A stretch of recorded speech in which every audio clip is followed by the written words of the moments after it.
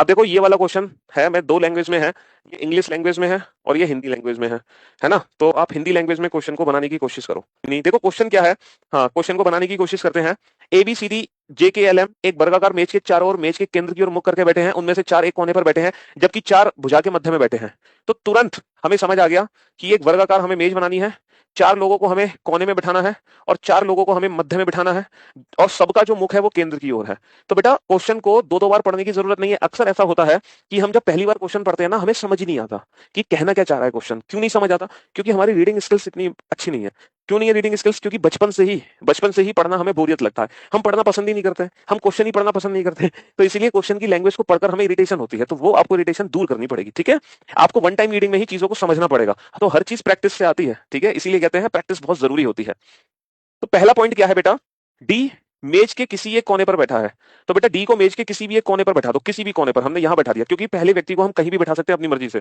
D के बाईं ओर गिनने पर डी और सी के बीच में केवल दो व्यक्ति बैठे हैं। देखो डी का फेस अगर अंदर है तो डी का बायां इधर होगा लेफ्ट, डी का second left.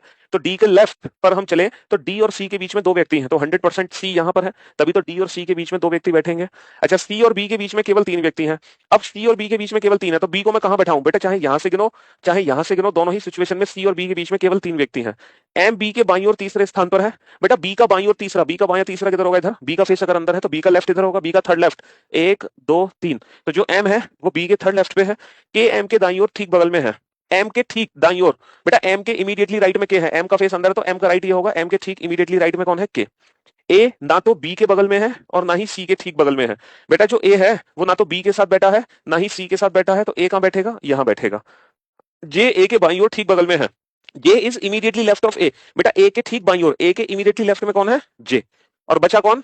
ABCD JKLM, JKLM। तो हमने क्वेश्चन को वन टाइम रीडिंग में बनाया। आपको भी एग्जाम में बेटा क्वेश्चन वन टाइम रीडिंग में ही बनाना है। सीटिंग अरेंजमेंट ऑफ पजल की खास बात यह होती है कि जितनी बार एग्जाम में क्वेश्चन पढ़ोगे उतनी ही दिक्कत आपको होगी। तो वन टाइम रीडिंग में ही हमें क्वेश्चन बनाना है। अब क्वेश्चन क्या पूछा है? एल के दाईं और दूसरे स्थान पर कौन है? Who is sitting second to the left, second to the right of L.